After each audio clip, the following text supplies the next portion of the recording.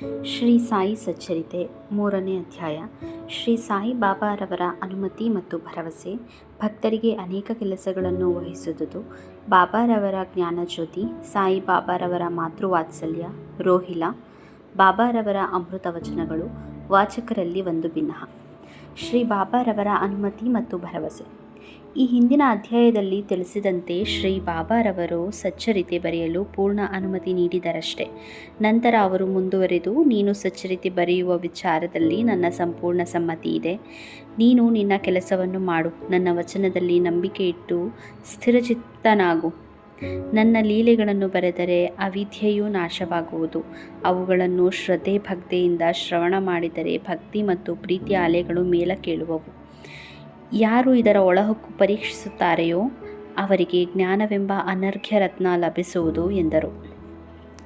ಇದನ್ನು ಕೇಳಿದ ತತ್ಕ್ಷಣವೇ ನನಗೆ ಧೈರ್ಯ ಬಂದು ಈ ಕಾರ್ಯವನ್ನು ಯಶಸ್ವಿಯಾಗಿ ಪೂರೈಸುತ್ತೇನೆಂಬ ದೃಢವಾದ ನಂಬಿಕೆ ಹುಟ್ಟಿತು. ಆಗ ಬಾಬಾ ಅವರು ಪುನಃ ಶ್ಯಾಮ ಅವರನ್ನು ಕುರಿತು, ಯಾರು ನನ್ನ ನಾಮವನ್ನು ಪ್ರೀತಿಯಿಂದ ಉಚ್ಚರಿಸುತ್ತಾರೆಯೋ ಅವರ ಅಭಿಲಾಷೆಗಳೆಲ್ಲವನ್ನೂ ಈಡೇರಿಸುತ್ತೇನೆ ಮತ್ತು ಅವರಲ್ಲಿ ಭಕ್ತಿ ಹೆಚ್ಚಾಗುವಂತೆ ಮಾಡುತ್ತೇನೆ. ಯಾರು ನನ್ನ ಜೀವನವನ್ನು ಮತ್ತು ಲೀಲೆಗಳನ್ನು ಶ್ರದ್ಧೆಯಿಂದ ಹಾಡುತ್ತಾರೆಯೋ ಅವರನ್ನು ನಾನು ಸರ್ವದಾ ಕಾಪಾಡುತ್ತೇನೆ. ಭಕ್ತರು ನನ್ನ ಲೀಲೆಗಳನ್ನು ಕೇಳಿದಾಗ ಸ್ವಾಭಾವಿಕವಾಗಿ ಸಂತೋಷ ಉಂಟಾಗುತ್ತದೆ. ಅವರಿಗೆ ನಾನು ಅಮಿತಾನಂದನವನ್ನು, ಶಾಶ್ವತವಾದ ತೃಪ್ತಿಯನ್ನು ನೀಡುತ್ತೇನೆ. ಯಾರು ಮನಪೂರ್ವಕವಾಗಿ ತಮ್ಮ ತನು ಮನ ಧನಗಳನ್ನು ನನ್ನಲ್ಲಿ ಅರ್ಪಿಸಿರುತ್ತಾರೆಯೋ, ಯಾರು ನನ್ನನ್ನು ಅಚಲ ನಂಬಿಕೆಯಿಂದ ಪ್ರೀತಿಸುತ್ತಾರೆಯೋ ಪೂಜಿಸುತ್ತಾರೆಯೋ ಅಂಥವರನ್ನು ಬಿಡುಗಡೆ ಮಾಡುವುದೇ ನನ್ನ ನಿತ್ಯ ಕರ್ತವ್ಯ. ಯಾರು ನನ್ನನ್ನು ಸದಾ ಆರಾಧಿಸುತ್ತಾರೆಯೋ ಅಂಥವರ ಮನಸ್ಸು ಪ್ರಾಪಂಚಿಕ ಸುಖಗಳ ಕಡೆಗೆ ಹೋಗಲಿಚ್ಛಿಸುವುದಿಲ್ಲ. ನಾನು ಅವರನ್ನು ಮೃತ್ಯುವಿನ ದವಡೆಯಿಂದ ಪಾರು ಮಾಡುತ್ತೇನೆ. ನನ್ನ ಕಥೆಗಳನ್ನು ಶ್ರವಣ ಮಾಡಿದವರಿಗೆ ಎಲ್ಲ ವಿಧವಾದ ರೋಗಗಳು ಗುಣವಾಗುತ್ತವೆ. ಆದುದರಿಂದ ನನ್ನ ಕಥೆಯನ್ನು ಶಾಂತರಾಗಿ ಮರ್ಯಾದೆಯಿಂದ ಶ್ರವಣ ಮಾಡಿರಿ. ಅವುಗಳನ್ನೇ ಕುರಿತು ಚಿಂತಿಸಿರಿ, ಧ್ಯಾನ ಮಾಡಿರಿ ಮತ್ತು ಅವುಗಳನ್ನು ಸಂಗ್ರಹಿಸಿರಿ. ನಿಮ್ಮ ಶಾಶ್ವತ ತೃಪ್ತಿಗೆ ಇದೊಂದೇ ಮಾರ್ಗ. ನನ್ನ ಭಕ್ತರ ಗರ್ವ ಮತ್ತು ಅಹಂಕಾರ ನಾಶವಾಗುತ್ತವೆ. ಶ್ರವಣ ಮಾಡುವವರ ಮನಸ್ಸು ನೆಮ್ಮದಿಯಾಗುತ್ತದೆ. ಮನಪೂರ್ವಕವಾಗಿ ಮತ್ತು ಸಂಪೂರ್ಣ ನಂಬಿಕೆಯಿಂದಿರುವವರು ಶ್ರೇಷ್ಠ ಭಾವದೊಡನೆ ನನ್ನಲ್ಲಿ ಐಕ್ಯರಾಗುತ್ತಾರೆ. ಕೇವಲ ಸಾಯಿ ಸಾಯಿ ಎಂದು ನನ್ನನ್ನು ಸ್ಮರಿಸುವುದರಿಂದಲೇ ಅವರ ಪಾಪಗಳೆಲ್ಲವೂ ನಾಶವಾಗುವವು. ಭಕ್ತರಿಗೆ ಅನೇಕ ಕೆಲಸಗಳನ್ನು ವಹಿಸುವುದು. ಭಗವಂತನು ಭಕ್ತರಿಗೆ ಅವರವರ ಯೋಗ್ಯತೆಗಳಿಗೆ ತಕ್ಕಂತೆ ಅನೇಕ ತರಹದ ಕೆಲಸಗಳನ್ನು ವಹಿಸಿರುತ್ತಾನೆ. ಕೆಲವರಿಗೆ ದೇವಾಲಯಗಳನ್ನು ಮತ್ತು ಮಠಗಳನ್ನು ಕಟ್ಟುವ ಕೆಲಸವನ್ನು ಅಥವಾ ನದಿ ತೀರಗಳಲ್ಲಿ ಸ್ನಾನಘಟ್ಟಗಳನ್ನು ನಿರ್ಮಿಸುವ ಕೆಲಸವು, ಮತ್ತು ಕೆಲವರಿಗೆ ತನ್ನ ಮಹಿಮೆಗಳನ್ನು ಹಾಡುವ ಕೆಲಸವು, ಉಳಿದವರಿಗೆ ಯಾತ್ರಾ ಸ್ಥಳಗಳನ್ನು ಸಂದರ್ಶಿಸುವ ಕೆಲಸವು ವಹಿಸಲ್ಪಟ್ಟಿರುತ್ತದೆ.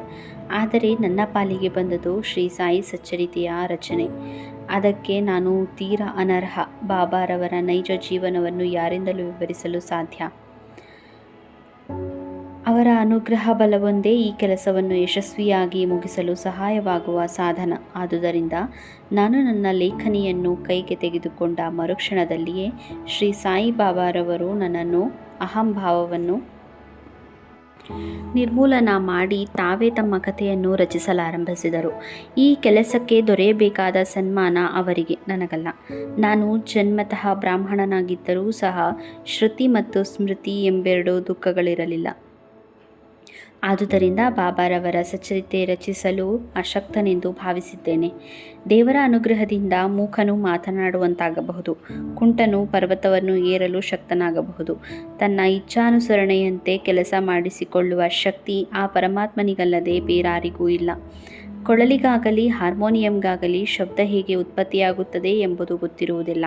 ಅದನ್ನು ನುಡಿಸುವವನು ಮಾತ್ರ ಇದನ್ನು ಬಲ್ಲ. ಚಂದ್ರಕಾಂತಮಣಿ ಪ್ರಕಾಶಿಸುವುದು, ಸಮುದ್ರ ಉಕ್ಕುವುದು ಮತ್ತು ತಮ್ಮ ಸ್ವಂತ ಶಕ್ತಿಯಿಂದಲ್ಲ, ಚಂದ್ರನ ಉದಯದಿಂದ ಮಾತ್ರ. ಬಾಬಾರವರ ಜ್ಞಾನಜ್ಯೋತಿ. ನಾವಿಕರಿಗೆ ದಾರಿ ಸುಗಮವಾಗಲೆಂದೇ ಸಮುದ್ರದ ಅನೇಕ ಕಡೆಗಳಲ್ಲಿ ದೀಪಗೃಹಗಳನ್ನು ನಿರ್ಮಿಸಿರುತ್ತಾರೆ.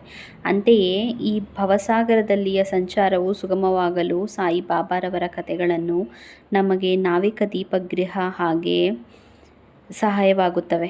ಸಂತರ ಚರಿತ್ರೆಗಳನ್ನು ನಾವು ಕಿವಿಯಾರೆ ಕೇಳಿದಾಗ ಅವು ನಮ್ಮ ಹೃದಯದ ಒಳಹೊಕ್ಕು, ನಾನು ನನ್ನದು ಎಂಬ ಭಾವನೆಯನ್ನು ಹೊರದೂಡುತ್ತವೆ. ಅವು ಹೃದಯದಲ್ಲಿ ಶೇಖರವಾದ ತಮ್ಮ ಮನಸ್ಸಿನಲ್ಲಿಯ ಸಂಶಯಗಳೆಲ್ಲವೂ ಹಾರಿ ಹೋಗುತ್ತವೆ. ಗರ್ವವು ಅಡಗುತ್ತದೆ, ಜ್ಞಾನವು ಉಕ್ಕುತ್ತದೆ. ಕೃತಯುಗದಲ್ಲಿ ಶಮ ದಮನವು, ತ್ರೇತಾಯುಗದಲ್ಲಿ ತ್ಯಾಗವು, ದ್ವಾಪರದಲ್ಲಿ ದೇವರ ಪೂಜೆಯು ಜ್ಞಾನ ಮಾರ್ಗದ ಸಾಧನಗಳಾಗಿದ್ದವು. ಕಲಿಯುಗದಲ್ಲಿ ಜ್ಞಾನ ಮಾರ್ಗದ ಸಾಧನವೆಂದರೆ ಆ ಪರಮಾತ್ಮನ ನಾಮ ಮತ್ತು ಮಹಿಮೆಯನ್ನು ಭಕ್ತಿ ಶ್ರದ್ಧೆಯಿಂದ ಮತ್ತು ಆಸಕ್ತಿಗಳಿಂದ ಹಾಡುವುದೊಂದೇ. ಈ ಕೊನೆಯ ಸಾಧನವು ಚತುರ್ವರ್ಣದವರಿಂದಲೂ ಅಭ್ಯಾಸ ಮಾಡಲು ಸಾಧ್ಯವಾಗದಿದ್ದುದಾಗಿದೆ. ಇತರ ಸಾಧನಗಳಾದ ಯೋಗ, ಯಾಗ, ಧ್ಯಾನ ಮತ್ತು ಧಾರಣ ಇವುಗಳ ಅಭ್ಯಾಸ ಬಹು ಕಷ್ಟತರವಾದುದು. ಆ ಪರಮಾತ್ಮನ ಲೀಲೆಗಳನ್ನು ಹಾಡುವುದು ಎಷ್ಟೋ ಸುಲಭ ಸಾಧ್ಯ. ಈ ಲೀಲೆಗಳನ್ನು ಹಾಡುವುದರಿಂದಲೂ ಮತ್ತು ಶ್ರವಣ ಮಾಡುವುದರಿಂದಲೂ ನಾವು ಸ್ವಾನುಭವವನ್ನು ಸುಲಭವಾಗಿ ಹೊಂದಬಹುದು. ಈ ಒಂದು ಗುರಿ ಧ್ಯೇಯ ಸಾಧನೆಗಳಿಗಾಗಿಯೇ ತಮ್ಮ ಕಥೆಗಳನ್ನು ಉಚ್ಚರಿಸಲು ಬರೆಯಲು ಬಾಬಾ ನನಗೆ ನೆರವು ನೀಡಿದರು. ಈಗ ಭಕ್ತರು ಅವರ ಕಥೆಗಳನ್ನು ಪಠಿಸಲು ಸುಲಭವಾಗಿದೆ, ಶ್ರವಣ ಮಾಡಲು ಸಹ ಸುಲಭವಾಗಿದೆ. ಹೀಗೆ ಪಠಣ ಮಾಡುವ ಅಥವಾ ಶ್ರವಣ ಮಾಡುವಾಗ ಏಕೈಕ ಚಿತ್ತದಿಂದ ಬಾಬಾರವರನ್ನು ಧ್ಯಾನಿಸಿ ಅವರ ರೂಪವನ್ನು ಮನಸ್ಸಿನಲ್ಲಿ ರೂಪಿಸಿಕೊಳ್ಳಿರಿ. ಆಗ ಗುರು ಮತ್ತು ದೇವರಲ್ಲಿ ಭಕ್ತಿಯುಂಟಾಗುತ್ತದೆ. ಆಲಿಪ್ತತೆಯುಂಟಾಗಿ ಭಕ್ತರು ಸ್ವಾನುಭವವನ್ನು ಹೊಂದಬಹುದು. ಸಾಯಿಬಾಬಾರವರ ಮಾತೃವಾತ್ಸಲ್ಯ. ಗೋವಿಗೆ ತನ್ನ ಕರುವಿನ ಮೇಲೆ ಎಷ್ಟು ಮಮತೆ ಇರುತ್ತದೆಂಬುದು ಎಲ್ಲರಿಗೂ ವೇದ್ಯವಾದ ವಿಷಯ. ಅದರ ಕೆಚ್ಚಲು ಹಾಲಿನಿಂದ ತುಂಬಿರುವಾಗ ಕರುವು ತನ್ನ ತಲೆಯಿಂದ ಕೆಚ್ಚಲನ್ನು ಒತ್ತಿ ಮೊಲೆಗಳಿಗೆ ಬಾಯಿ ಇಟ್ಟಾಗ ಹಾಲು ಹೇಗೆ ಧಾರಾಕಾರವಾಗಿ ತನ್ನಷ್ಟಕ್ಕೆ ತಾನೇ ಬರುತ್ತದೆಯೋ ಅದೇ ರೀತಿ ಕಂದನಿಗೆ ಹಾಲು ಬೇಕಾದಾಗ ಮಾತೆಯಾದವಳು ಎಷ್ಟು ಪ್ರೀತಿಯಿಂದ ಮತ್ತು ಆದರಗಳಿಂದ ಅದಕ್ಕೆ ಹಾಲು ನೀಡುತ್ತಾಳೆ. ಮಗುವಿನ ಉಡುಗೆ ತೊಡುಗೆಗಳಲ್ಲಿ ಅವಳಿಗೆಷ್ಟು ಆನಂದ. ಆದರೆ ಮಗುವಿಗೆ ಮಾತ್ರ ಅವುಗಳ ಕಡೆ ಗಮನವಿರುವುದಿಲ್ಲ.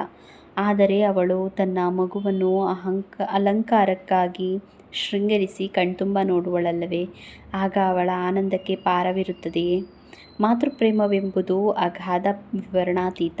ಅದಕ್ಕೆ ಸರಿಸುಗಮವಾದ ಪ್ರೀತಿ ಬೇರೊಂದಿಲ್ಲ. ಹಾಗೆಯೇ ಸದ್ಗುರುಗಳು ಶ್ರೀ ಸಾಯಿಬಾಬಾ ಅವರಲ್ಲಿಯೂ ಇದೇ ತರಹದ ಮಾತೃವಾತ್ಸಲ್ಯವಿತ್ತು. ಉದಾಹರಣೆಗೆ, ನಾನು 1916ರಲ್ಲಿ ಸರ್ಕಾರಿ ಕೆಲಸದಿಂದ ನಿವೃತ್ತನಾದೆ. ನನಗೆ ಬರುತ್ತಿದ್ದ ವಿರಾಮ ವೇತನದಿಂದ ಸಂಸಾರ ನಿರ್ವಹಣೆ ಕಷ್ಟವಾಗಿತ್ತು. ಅಂದು ಗುರುಪೌರ್ಣಮಿ. ಆಷಾಢದ 15ನೇ ದಿನ ನಾನು ಭಕ್ತರೊಂದಿಗೆ ಶಿರ್ಡಿಗೆ ಪ್ರಯಾಣ ಬೆಳೆಸಿದೆ.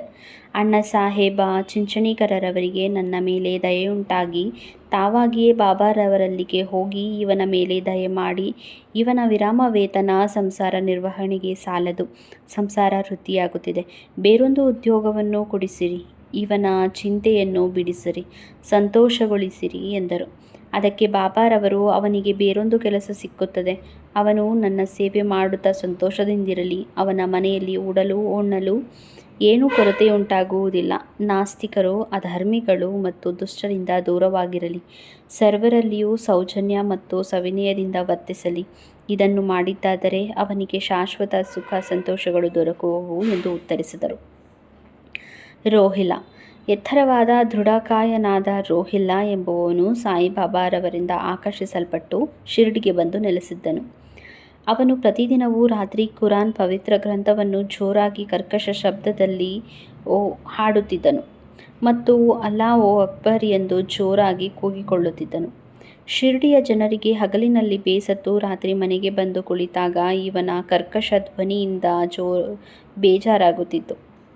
ಇದರಿಂದಾಗಿ ರಾತ್ರಿ ನಿದ್ದೆಗೂ ಅವಕಾಶವಿಲ್ಲದೆ ತೊಂದರೆಯಿಂದಿದ್ದರು. ಸ್ವಲ್ಪ ದಿನ ತಾಳ್ಮೆಯಿಂದಿದ್ದರು. ಒಂದು ದಿನ ತಾಳ್ಮೆ ಮೀರಿ ಬಾಬಾರವರ ಬಳಿಗೆ ಬಂದು, ಈ ಉಪದ್ರವವನ್ನು ಹೇಗಾದರೂ ಮಾಡಿ ತಪ್ಪಿಸಿ ಎಂದು ಬೇಡಿಕೊಂಡರು. ಬಾಬಾರವರು ಆ ಮಾತಿಗೆ ಗಮನ ಕೊಡಲಿಲ್ಲ. ಅದಕ್ಕೆ ಬದಲಾಗಿ ಹಳ್ಳಿಯವರನ್ನೇ ತರಾಟೆ ತೆಗೆದುಕೊಂಡು, ನಿಮ್ಮ ಕಾರ್ಯ ನೀವು ಮಾಡಿ, ರೋಹಿಲಾನ ಗೊಡವೆ ಏಕೆ? ರೋಹಿಲಾಗೆ ಒಬ್ಬ ಕೆಟ್ಟ ಪತ್ನಿ ಇದ್ದಾಳೆ, ಆದುದರಿಂದ ಅವನು ಈ ರೀತಿ ಮಾಡುತ್ತಾನೆ. ದೇವರ ಸಂಕೀರ್ತನದಿಂದ ಅವಳು ಅವನ ಕಡೆಗೆ ಬರುವುದಿಲ್ಲ ಎಂದು ಹೇಳಿ ಕಳುಹಿಸಿದರು.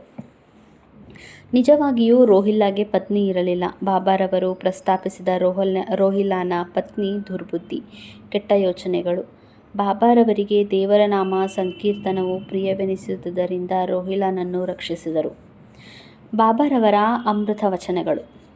ಒಂದು ದಿನ ಶ್ರೀ ಬಾಬಾರವರು ಮಧ್ಯಾಹ್ನದ ಆರತಿ ಸಮಯದಲ್ಲಿ ಭಕ್ತರಿಗೆ ಈ ಕೆಳಗಿನ ಹಿತವಚನಗಳನ್ನು ನೀಡಿದರು.